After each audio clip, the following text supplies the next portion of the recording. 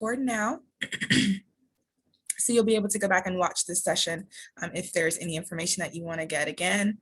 Let's see. For the parents of 9th and 10th graders on the call today, community service is due on April the 14th. We are accepting online forms for your community service, so feel free to have them have your student or yourself submit that form. If you have any questions about community service, please send me a message, or at the end of the call today, we will have the opportunity to get your questions answered. So again, you can send me an email at highschool@crosbyscholars.org, or just hang out today and we will get any of your questions answered. Now I'm happy to introduce you to Mr. Andy Hagler, who is the Executive Director of the Triad Mental Health Association in Forsyth County. In addition to providing all of the administrative business functions necessary for the nonprofit, Andy provides direct services including facilitating support groups, educational trainings, speaker meetings, advocacy series through mental health court and other venues, and works with clients and families with more intensive needs. Andy was awarded the Steve Jordan Award on October 5th in 2013 for his long-term work in providing innovative services on behalf of those with mental illnesses. And the Triad Mental Health Association is a part of the United Way, and Crosby Scholars does also receive support and funding from the United Way. So we're really excited to have this collaboration going on today. Now I'm going to go ahead and turn it over to Mr. Hagler to give us our presentation for today. Thanks so much. Thank you, Jessica, and good evening, everybody. And it's a pleasure to be here. And I know that there are probably still going to be a few more people logging in. But again, my name is Andy Hagler, and I'm with the Mental Health Association in Forsyth County.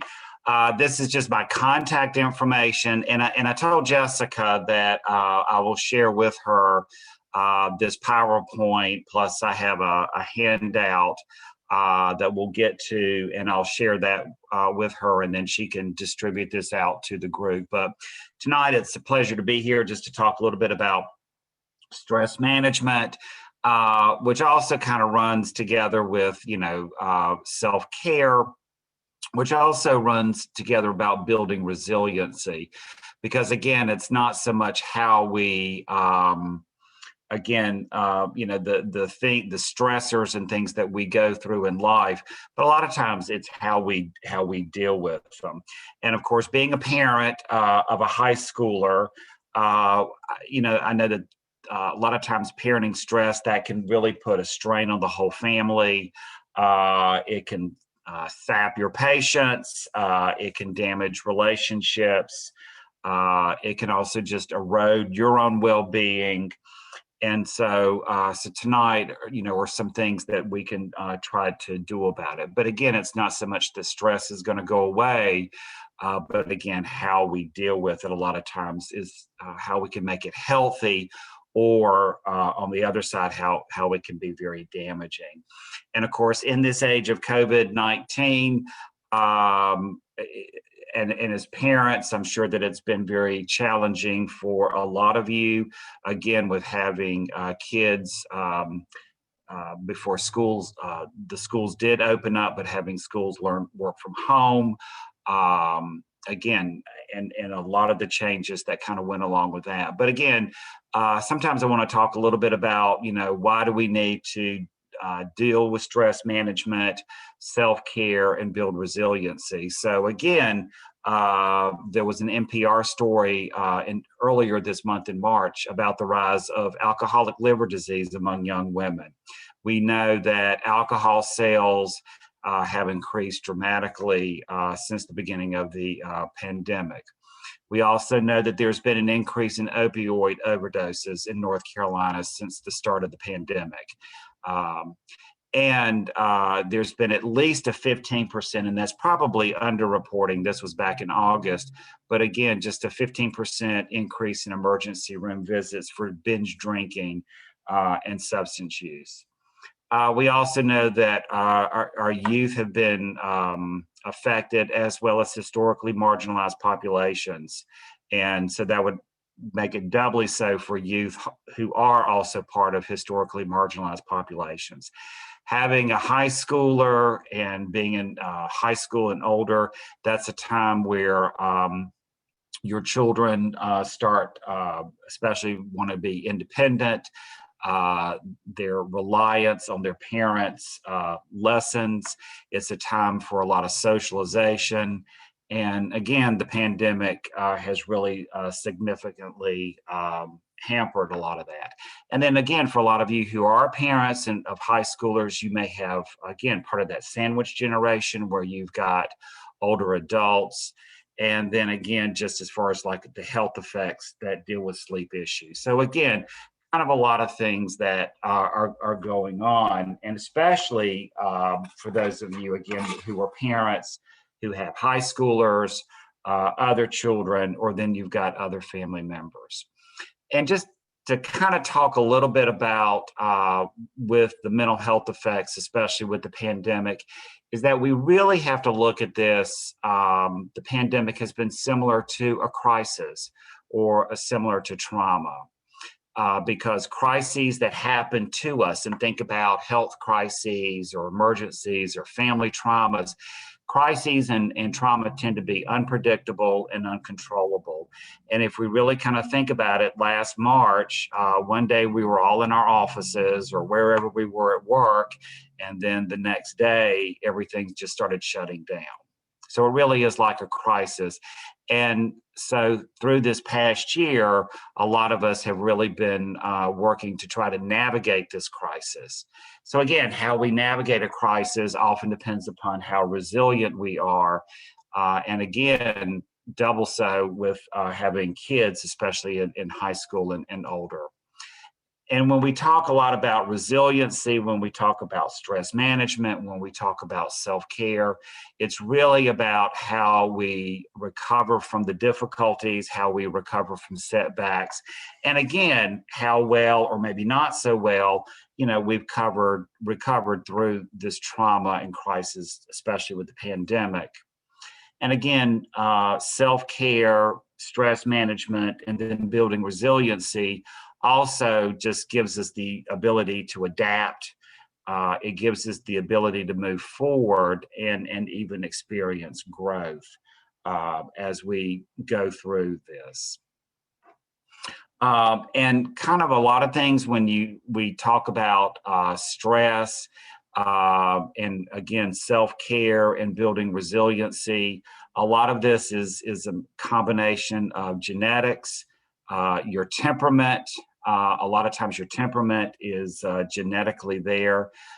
For those of you who have children, more than one child, same parents or whatever, that temperamentally, one child can be almost like night and day compared to the other child. Again, it also depends upon your personal history. So again, a child's or your relationships with parents and caregivers, your personal relationships, your child's relationships with teachers and other leaders. And then again, we also look at environmental context. So again, those traumatic events that happen in childhood. And there's a whole study out there called Adverse Childhood Experiences. Or then for those of us as adults, those work environments that can be toxic. So again, some of these are things, that are already there or maybe either hardwired or a combination of our environment or our personal and family histories. So a lot of times how we cope, how we deal with stress, how we take care of ourselves, how we build resiliency, kind of depends upon what are the things that we already have within our toolbox. So, and again, this is not an either or because we're human beings and we're much more complicated. But for some individuals, and think about maybe individuals within your family or individuals that for some people, their coping mechanism will be, drugs, alcohol, gambling, compulsive shopping or excessive shopping, cutting, or just ignoring the issues, or sometimes what you just call ostriching. And again, we're not really an either or, but we know some people that when they go through adversity or when they go through high stress, and there may be even some things that you may do depending, may kind of hit some of these toolboxes that obviously are going to be a little bit less healthy. Versus some other toolboxes that we can start working towards, which are on the other end of the spectrum. And again, we're not an either or, and we may even regress to some of the more negative toolboxes. And then in some situations, we may be in some of the more positive toolboxes, because again, as human beings, we're much more complicated. But to really kind of work on optimism. So again, not dwelling on the negative, being able to control those things that you can control. People who deal with stress better, even during adverse times, have this tendency to stay positive. They're able to be more dynamic and usually tend to be very flexible and very nimble. People who deal with stress very well have a very strong moral compass.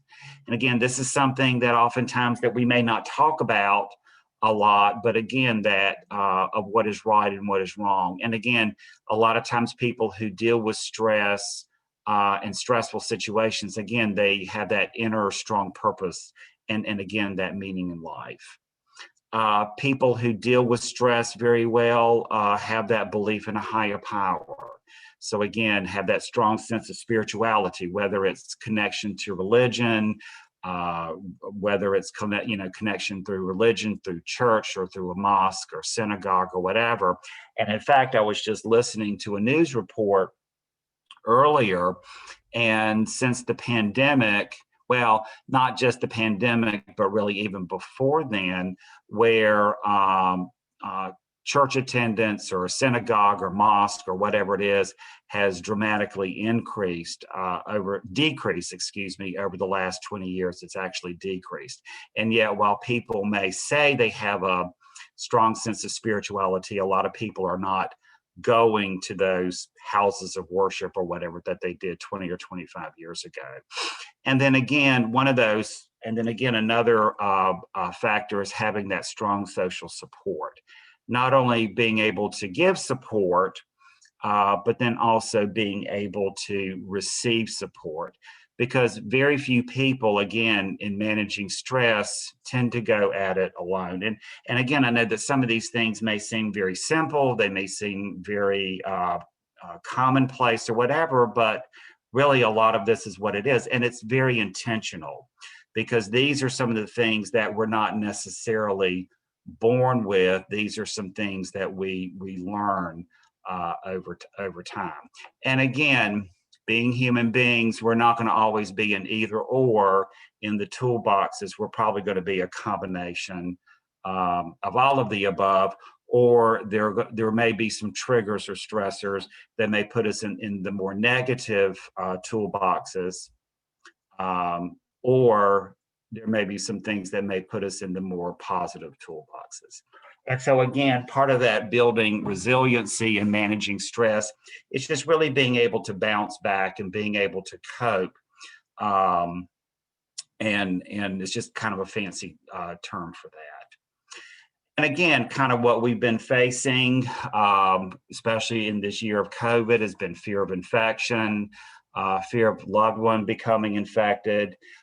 Today in the news, there's a lot of talk about the fourth wave and what's going to happen. And as things are reopening, so maintaining safety protocols. So it's like the church that I attend. I know this past Saturday, we had a group. We met outside, social distance. And we all had our vaccine, so we were able to take our mask off, but still maintain social distancing. But again, what are we going to do as far as reopening the church and how are we going to go about it?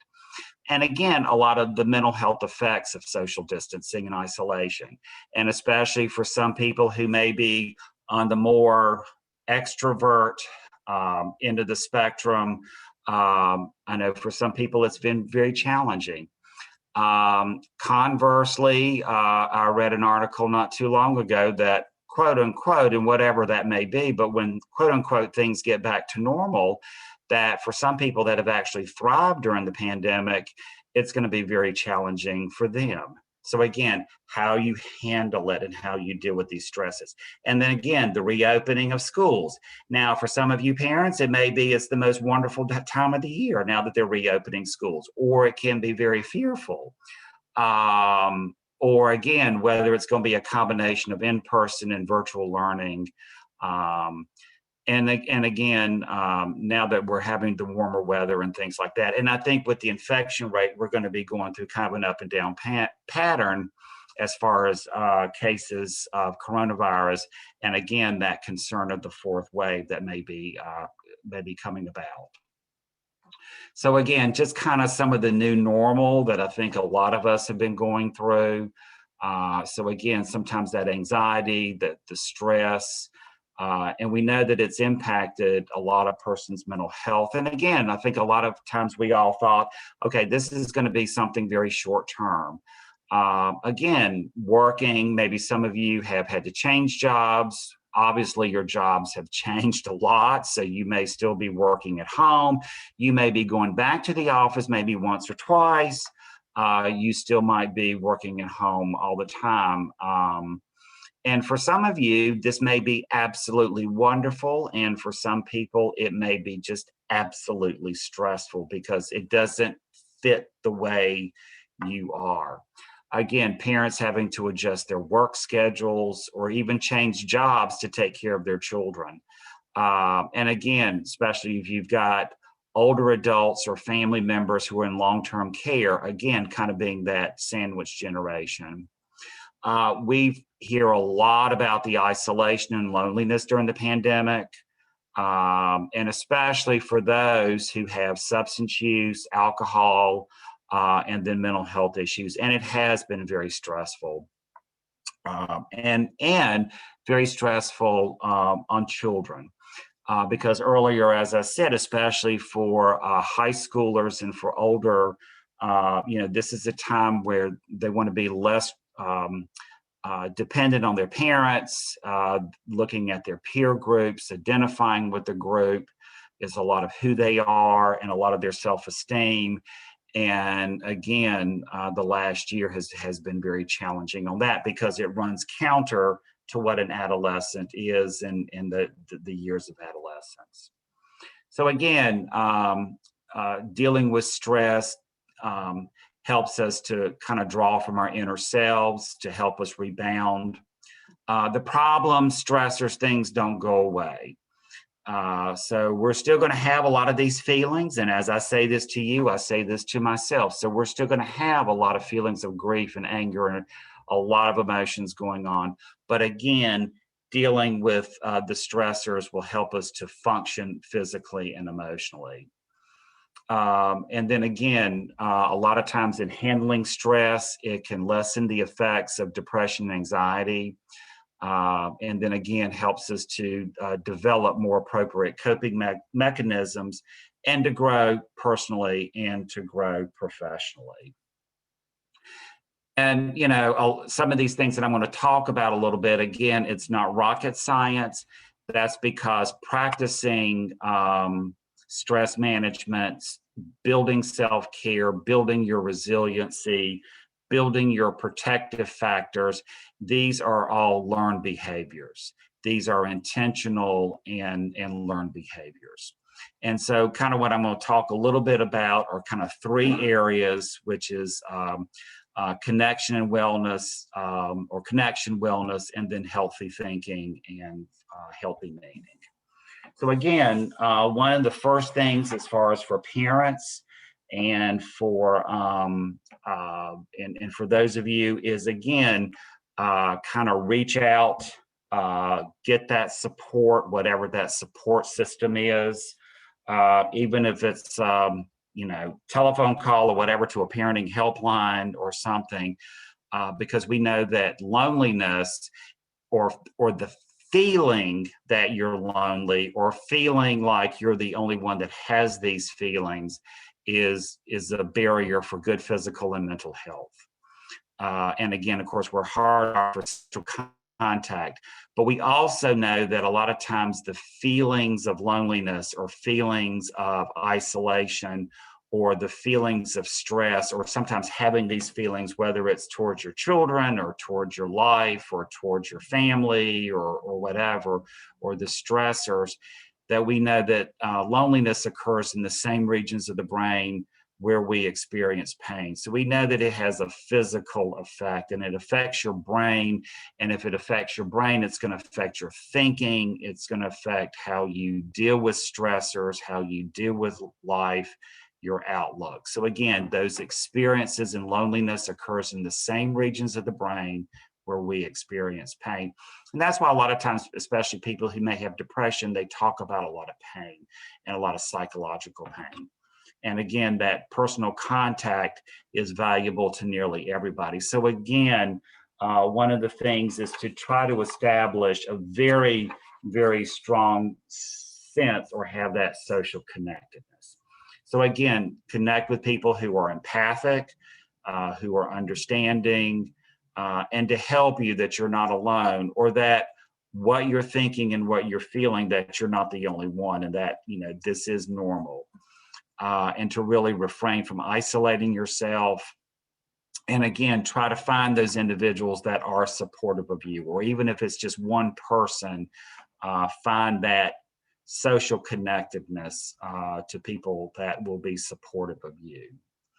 And again, like I said, whether it's a parenting helpline, or maybe it's a chat group, or maybe it's a parent support group, Al-Anon AA meetings, church online groups, support groups, or whatever. Again, find those things that that are supportive of you. Or again, I know Facebook has a lot of groups, and this one was just called Caring for Elderly Parents.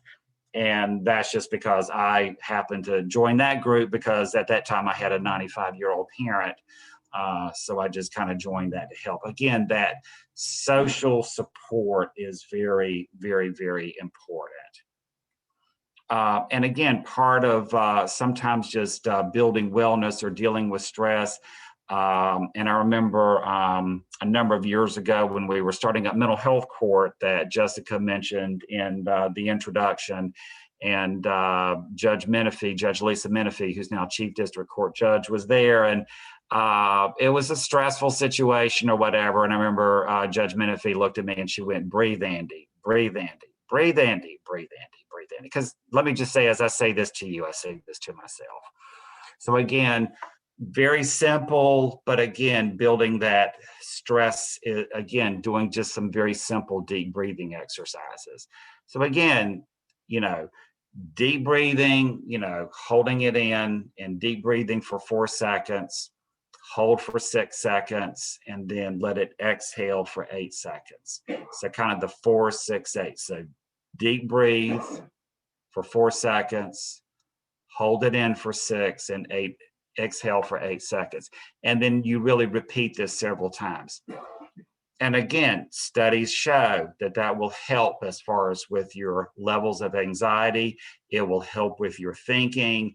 It will help with your blood pressure. It will help with a lot of things. Something very simple that, you know, again, that works, and studies show that it works. Or again, sometimes as dealing with stress, if maybe, you know, talking to somebody or going on a chat or on the phone or whatever may not be your thing, then think about something about journaling, again, which is just writing down your thoughts, writing down your feelings, writing down, you know, what stresses you. What are, you know, what are the stresses that you're dealing with being a parent, having a high schooler, having other children, dealing with a job, paying the bills. Writing it down can really help, and sometimes at the end of the day. Or, you know, maybe for some of you, maybe just some time of meditation. Just if you can find that time, or even if it's that 15 minutes before you go to bed, or first thing in the morning while you're having maybe your morning coffee. Again, just some time to think and think about your day, and really just doing a little bit of meditation. Or if it's staying in touch with your spirituality, in whatever way, shape, or form that is. It could be, Bible reading, or it could be a spiritual lesson. Again, staying in touch with your spirituality. But one of the things to really think about is also practicing gratitude. And again, thinking about those things that you're thankful for. So what are those things that you're thankful for?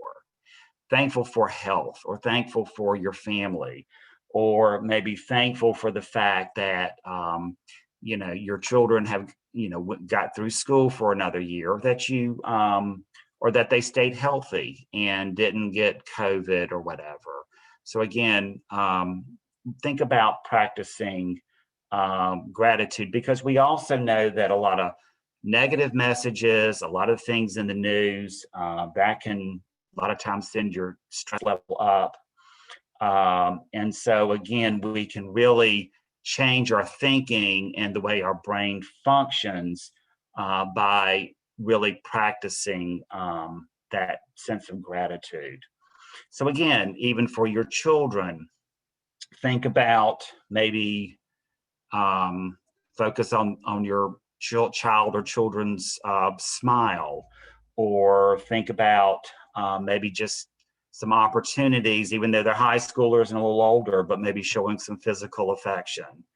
They may be resistant to it, but sometimes that's what they need. Or again, maybe with your children or with your family, think about maybe some happy memories.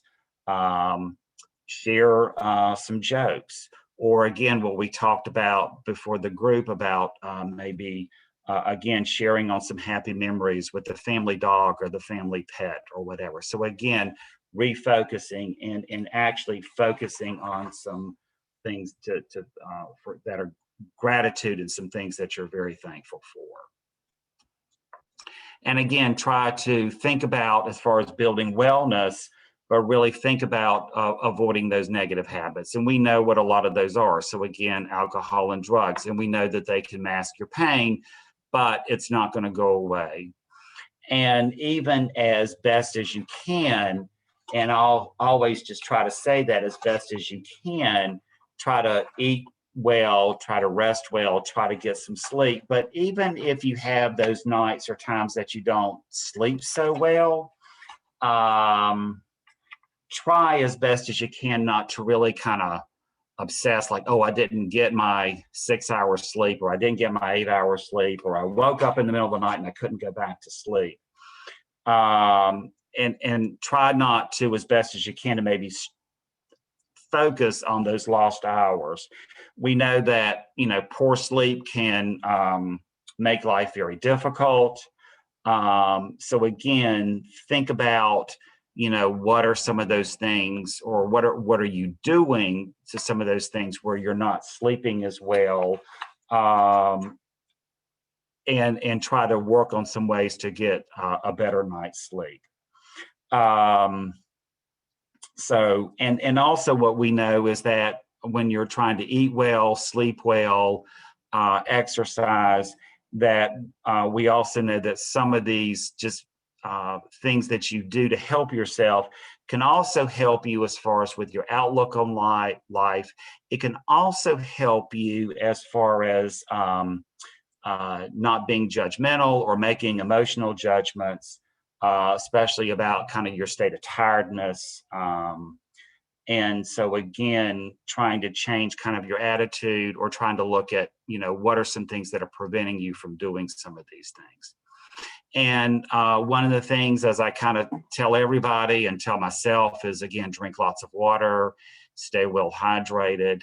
And again, try to find those things that you really enjoy doing it, even if it's, it's hard to find the time to do, but try to do some of the things that you really enjoy, and try to do it more often. And a lot of times in dealing with stress, again, we try to focus on building those healthy thinking and behavior patterns. So again, learn from some of the past experiences of stress and trauma. So again, think about some stressful times of maybe crises, or maybe times of crises in the past, what were some of the things that you did that were very helpful or helped you or helped your family? Because again, as a parent, your children are going to model a lot of your behavior. So again, think about some of those things that you did very well, but then think about those times or situations that did not help you, or maybe you didn't do as well as you should. So try to take what you've done in the past and try to use that to learn from it. And again, think about maybe what are some of those negative thoughts and actions that prevented you from overcoming stress or from overcoming hardships or dealing with a lot of those stressors. And again, as I had mentioned earlier, one of the things that you can also do is when you're evaluating kind of your past, then take this and journal it. And again, what went well, what didn't go well. And again, maybe think about journaling or writing down what are some of those more positive actions or some of those things that you can do better moving forward. And if people know me, I use the phrase moving forward a lot. That's more positive and again can help you as far as with your stressors. And again, a lot of times building some of this healthy thinking and behaviors is again trying to remain hopeful, because we can't change things that have happened in the past, but again, you can affect the things that are going to happen in the future. Stressful events are going to happen. And again, it's how you deal with those stressors that are either you'll be able to overcome and get through, or sometimes those things that can be very destructive. And again, try to be proactive. So again, directly address the situation. And again, reach out to others. That social support is very, very vital. And again, whatever the situation is or whatever that you're dealing with, again, try to arm yourself with the facts. Try to arm yourself with the facts and not so much emotion as you possibly can. And a lot of times is to think about trying to really be as flexible as you can. Because again, with stressful events or things that happen, we may don't have that control over what's happening. But again, we have more control on how we interpret it and how we respond to the situation. So is it really something, sometimes I have to ask myself, is it going to make a difference 100 years from now? And most times the answer is going to be no. So again, a lot of times think about how you're interpreting the situation and kind of responding to it. And again, that kind of flexibility, again, as best as you can. Again, kind of reframe your thoughts. So again, because again, how you think affects how you feel, and also how you deal with stress. So again, are you someone that kind of goes back and replays those events that may have happened many, many years ago? Or again, maybe trying to be a little bit more flexible. And again, realize that change is going to happen. Change is a part of life. Again, as parents of high schoolers, their life is changing. Your life is going to change. And again, change really helps us to grow. And again, a lot of times I just kind of say this is sort of a prayer that's said at the opening meetings of AA, and this is not an endorsement of AA or whatever, but it's just that I grew up, I had a father who was a recovering alcoholic. So again, it's part of that prayer was to accept the things I cannot change, the courage to change the things you can, and again, the wisdom to know the difference. And so for me, a lot of times this is something that I just try to remember and try to think about and stay on top, especially again in dealing with very stressful situations, because there are just some things that you can't change, but there are some things that you can. and sometimes just knowing what you can do. Because a lot of times I think when we get in stressful situations, it's where our being able to cope or the inner resources that we have to cope are just not there. And a lot of times that's what puts us in very, very stressful situations or almost crises. So again, a lot of times dealing with stress and again, self-care and kind of building that resiliency, how can this kind of help you? And again, it can help as far as increasing your feelings of self-worth. It can help you know a little bit more about yourself and again, kind of your strengths. It can allow you to grow as an individual. And again, it can help you develop a better appreciation of life and develop a more positive outlook of life. Dealing with stress and can also increase health outcomes. We know that 80% of visits to the doctor are stress related. You may be, having some pain or having, something going on, but if you really kind of start narrowing it down, again, it's usually the culprit a lot of times is because of stress. And 80% of visits to your doctor are usually stress induced. And it can increase your self-esteem, work productivity, communication skills, and so forth. And again, dealing with stress, taking care of yourself, building that resiliency can also help as far as with building those satisfactions in your personal life and relationships. Because we also know that stress can be, again, very damaging to your family, especially if it gets, if the stress goes too far. And so, of course, sometimes when I talk to people or people talk to me or whatever, and they go, well, Andy, I've done everything I'm supposed to do. I've checklist, I've done this, I've done that. And again, and it's just not working. So again, that may be then where you may need to go see a mental health professional. And again, to help you as far as dealing with stress, or maybe dealing with anger management, or it may be dealing with depression or anxiety. And again, while you're not able to control all of the circumstances, maybe you can focus on those aspects of life challenges, and again, try to, with the help of supportive loved ones and trusted professionals. I have up here, and let me pull this. I'll pull up another screen share, because one of the things that I have talked about is what we call protective factors. And again, these are things that can help us, here we go, and really help us as far as managing our stress and managing our stress levels. And again, I'm going to send this out, but the first thing is to look at, kind of your social support. So again, how, the ability to talk about problems, the ability to ask for help. So it's not only giving support, but receiving support. And again, it also goes with feelings of love, intimacy, or friendship. So again, and it kind of looks at sort of in a, is it more weak? Is it more moderate? Or is it something that's very, very strong?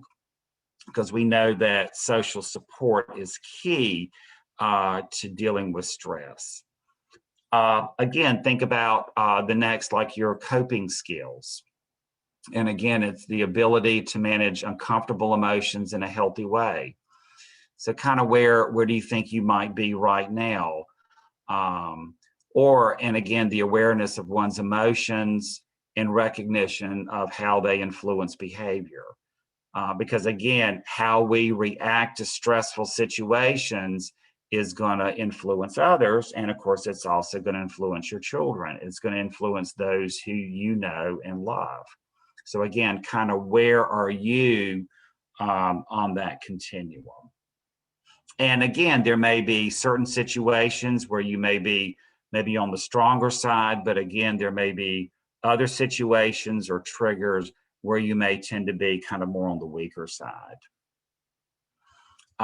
Think about physical health, again, as a way of dealing with stress. So again, are you, as best as you can, and I know a number of us have gained weight during the pandemic. For some of us, our dinner may have been, pizza and ice cream. But again, what are we doing as far as a balanced and healthy diet? How well are we doing that? How well are we trying to exercise, or at least try to have some type of physical activity? And then again, think about your medications. So are you taking your medications? Or maybe are you taking some supplements, with vitamin D, they've talked about with vitamin D and helping with COVID, or vitamin C that helps boost your immune system. So again, kind of where are you maybe on that continuum when it comes to your physical health and the things that you're doing to help you deal with stress? And again, we talk about a sense of purpose. And again, your purpose in life as an adult, your purpose in life as a parent, your purpose in life as a son or as a daughter, as an aunt or as an uncle. So again, your meaningful involvement in your work, your education, or other roles. And again, where is that understanding of those personal values, and then again, living in accordance with those values? So again, take a look at that and kind of think about maybe where you are, again, on that continuum. And then again, when we think about dealing with our stress, it has a lot to do with our self-esteem and kind of how we think about ourselves. So again, the belief that oneself has value. Acknowledge and accept our personal flaws. All right, we're human beings. So let me just tell you, and as I say this to myself, there are days where I can let a lot of things roll off my back, and there are times where I just, the fuse is going to be a little short. I mean, it's just, we're human beings. So we're not going to be perfect all the time, but we're going to have flaws, weaknesses, and mistakes. And then again, where are we as far as our belief in the ability to overcome these challenges? And again, where things are going to happen, but again, how we deal with them and how we overcome them. So again, kind of where you might be on that scale. And then again, look at the next one, which is our healthy thinking. So how many of us, when we get in a fight or an argument, either with our spouse or partner or loved one, or with our children or whatever, that, we may ruminate, on mistakes or something that may have happened 25 years ago, or again, kind of their flaw, or we sort of attack them in we know their underbelly or their soft side or whatever, and we go for it and we attack, and we do that we do that. Or again, that ability to look at a person's strengths and weaknesses rationally. So again, kind of where are we, and how do we deal kind of with that healthy thinking? And again, part of that is helping to deal with stressors in life. And, this is kind of one of those where, again, what protective factor, and again, whether your self-esteem, healthy, physical health, what tends to be the most value to you during difficult times? And then again, think about maybe, and again, for everybody, it's going to be individual, but how have you been able to use this to your advantage? What are 2 areas that you would like to improve? So is it, maybe building a social support, or maybe building or working on our healthy thinking? And again, how we kind of deal with these things. What are our improvements? And maybe for you, again, part of the journaling and writing down would be, describe how things might be different if you were able to improve on these factors. Maybe then you're not, again, maybe your relationship with your children, or maybe relationship with families, or, work productivity might be better, or just maybe, again, feeling better about myself. And then again, sometimes think about specific steps or actions, again, that might help to make some of these goals more of a reality. So this is just kind of a little worksheet, again, that I thought that kind of ran a little bit in concert with the PowerPoint. Again, just some of the things to think about as far as just kind of dealing with the stressors and with everyday life. So again, this little worksheet. So again, take a little bit of this and think about where you are and kind of do a self-assessment. And then again, these are some things to kind of write down. Again, what's been helpful for you, how you've used that protective factor that's been helpful for you. And again, what are some things that you would really like to improve on that can help you deal better with stressors and crises in your life? So again, and I'll make sure to pass this out, and that's again something that you can all use.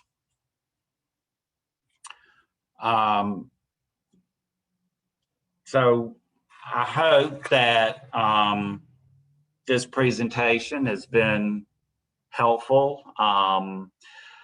I hope that maybe there's been something that you've learned or maybe gained a little bit by it. And just kind of wanted to open up, and I'll open up the chat, but did anybody have any questions, or was there something that I totally missed the boat on, or something you want to ask about, or you can feel free to unmute yourself and ask Andy directly, or you can put it in the chat box. Either way will work for us.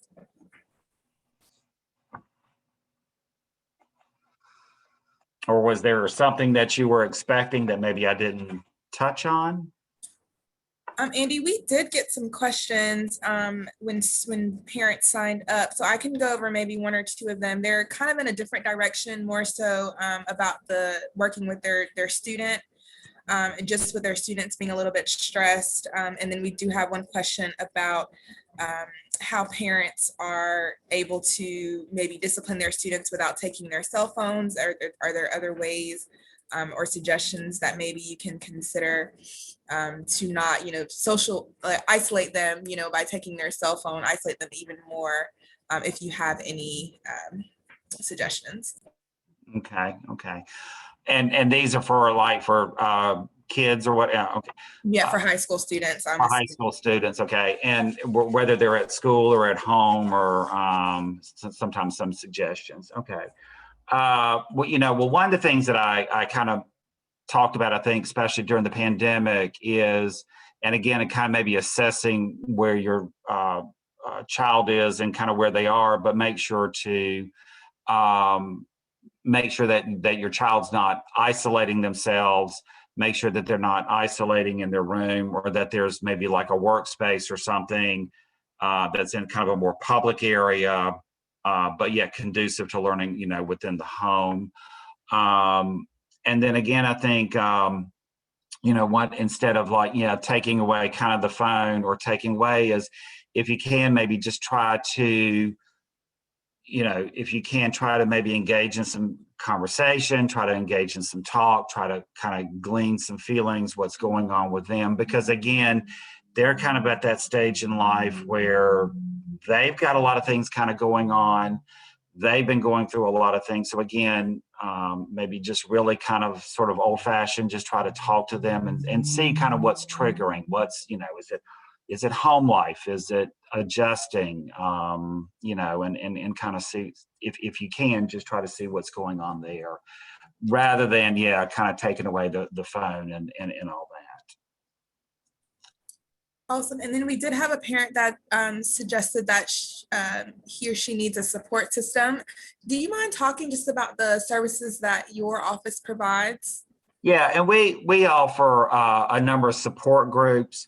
We offer 4 support groups weekly. They're still online and will be for a while during the pandemic.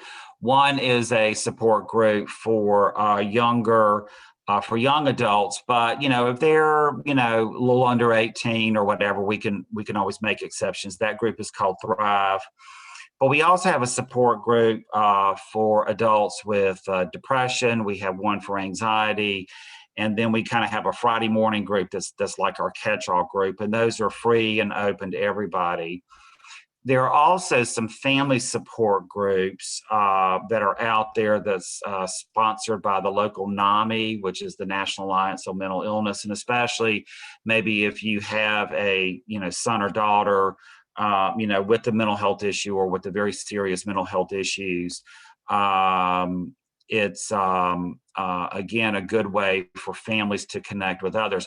Plus, NAMI also has a program that's called Family to Family, which is a 10 or 12-week program that helps families better understand what it's like having a loved one dealing with a mental health issue, which again can range from having a child to a high schooler, young adult, or older adult with a mental health issue, and that's through the local NAMI.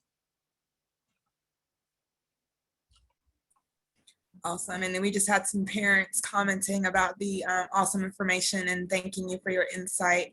And yes, I just, want to reiterate that you are not alone in this situation.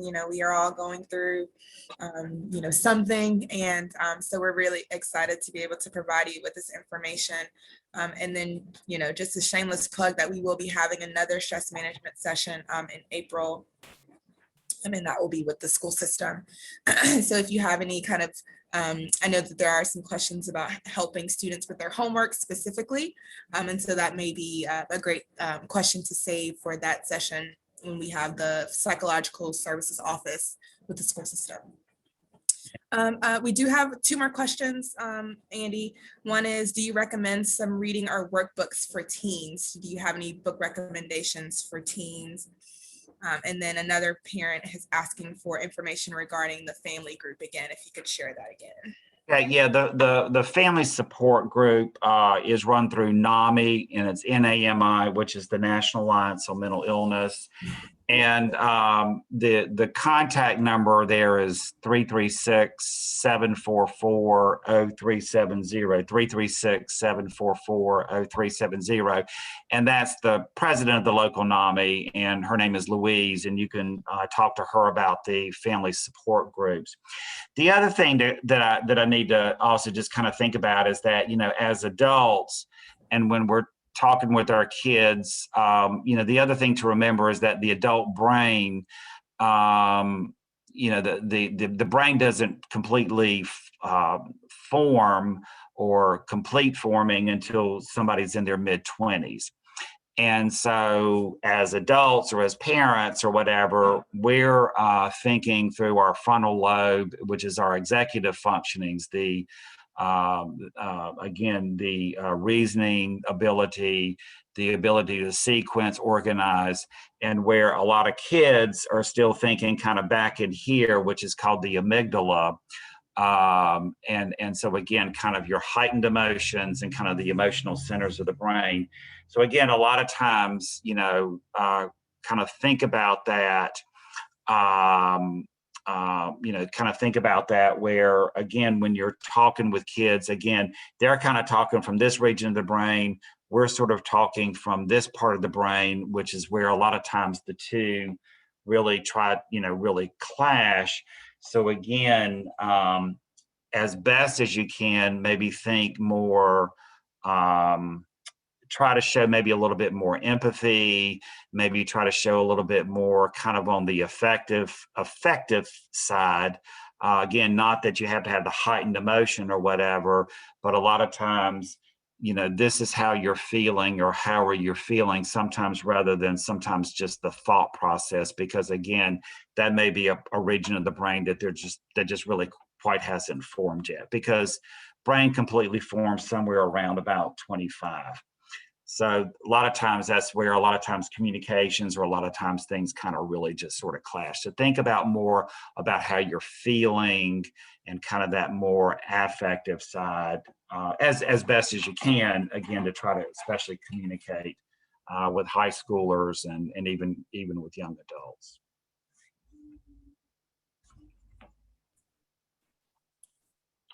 The other thing that I can also look at, and I can kind of, or some other, if there are some other groups out there, just for parents to connect and chat, we can always kind of research and see what all's out there. Also through social media and things. So, and again, maybe, out there may be some groups out there through Facebook or through groups or whatever that are good ways to kind of connect. And we can look on some of those things. Awesome. And then just one more question about when the teenager's going through hormones, which I feel like you sort of mentioned that, when you talked about, kind of the brain development, but do you have anything else to add, kind of specifically regarding the hormones and maybe the attitude changes and things like that? Yeah. And a lot of times I get, people kind of ask me, kind of where is it, where do the lines start drawing where it may be just, teen hormones and I think when you start and where it really starts becoming kind of more of a mental health issue or, and actually it's when the behaviors or things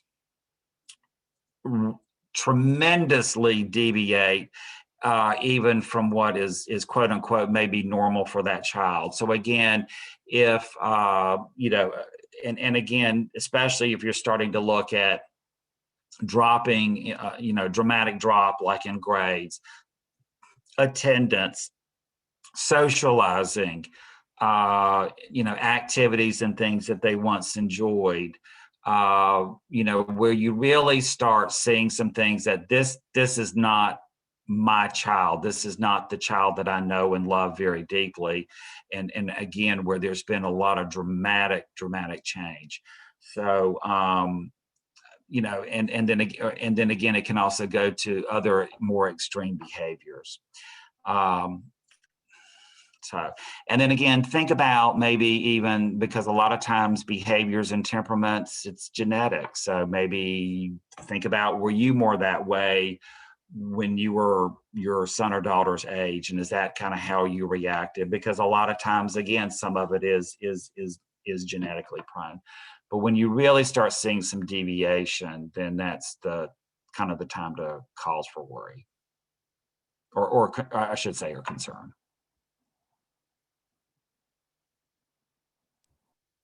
Great. Thanks so much for responding to that. I believe we got to all of the questions, but again, if you have any last minute questions before we wrap up, please feel free to put them in the chat. Thank you all so much for joining. Again, I do want to mention, that we will have another stress management session, so that you are more than welcome to join that session as well. We'll be sending reminder emails about that. And if you want to stick around, if you have any last minute questions, either for Andy or for myself regarding Crosby Scholars or the community service requirement that's coming up for 9th and 10th graders, feel free to hang around. Other than that, Andy, if you don't have any last things to say, you are free to go. Thanks so much. Thank you. And, a lot of times if you, want to call me or email me or whatever, and I'll have that in the PowerPoint, everything to send out after this, please feel free to reach out afterwards. And we will be recording. We recorded this session and we will post it. And then as soon as Andy sends me all of those documents, we will be sure to send this out to you.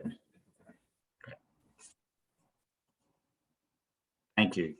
Awesome. Thanks so much for your participation. I hope that you all have a great evening. I had a question about the community service, Jessica. Absolutely, yes.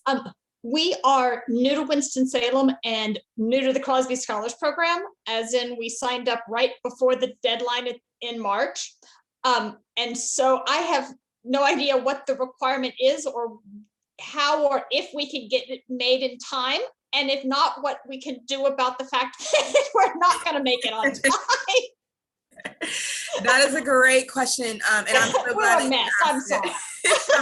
I'm so glad that you asked it. There's no worries. You know, we understand that this has been kind of a weird year, and we honestly have recruited way past what we typically are. So we're glad that you were able to get into the program. So just a little bit about the requirement. Students only have to do 2 hours of community service each school year. This year, with it being such a non-traditional school year, we are allowing them to be a little bit flexible. So we are, you know, accepting things that we haven't typically accepted in the past. So students can do service from home. If they have a younger sibling that they're helping, you know, with e-learning, logging in, if they're tutoring, those kinds of things, they can receive community service credit for that.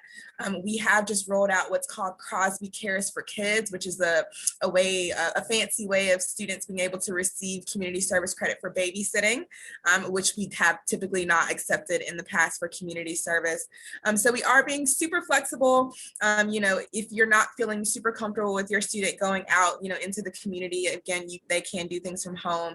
On our website, which if you give me a quick second, I can go and get the link and paste it in the chat box. But on our website is a list of community service opportunities as well that students can participate in. And these are typically organizations that have reached out to us, you know, because they know that we have access to some awesome students, you know, and they say, you know, these are the opportunities that we have available. You know, please advertise this to our student and to your students. And so we do have that listed on our website. And so I'm going to go ahead and copy that right now and give that to you so that you can go on there. And then the final thing about the community service requirement is that we are now accepting an online form. So if students want to, and in the past, again, the students have had to do a paper form, they fill it out, they, you know, either take it to the student services office or they mail it or, you know, fax it or email it to our office. And so this year we have a Google form where students can just submit their community service directly through that form. And we're not requiring a signature this year. So we are allowing the parent to just, you know, put their name and phone number as verification that the student completed the service that they said that they completed. And then within about 24 hours, we would, you know, once you submit that form, we will go ahead and give your student credit. So yeah, so there's lots of opportunities. If you have any, you know, specific questions, definitely let me know. You know, if you want to make sure that, you know, we are accepting the service that your student is, you know, thinking about doing, you can feel free to let me know that. But as I said, we're, you know, we're being pretty flexible this year, just with, you know, we just want the students to get out there and do something. So we are doing an Earth Day thing on April 17th, which is 3 days past the deadline. No, that's absolutely fine. That's no problem. Okay. You know, we understand that, you know, some students will be just a few days late. All right. Yeah, as soon as they're done with that form, you know, or with the project, they can just submit that form right after and they'll be fine. Okay, fantastic. Awesome. I appreciate you're answering the questions. Thank you so much. And welcome to Crosby Scholars. Thank you. Anybody else?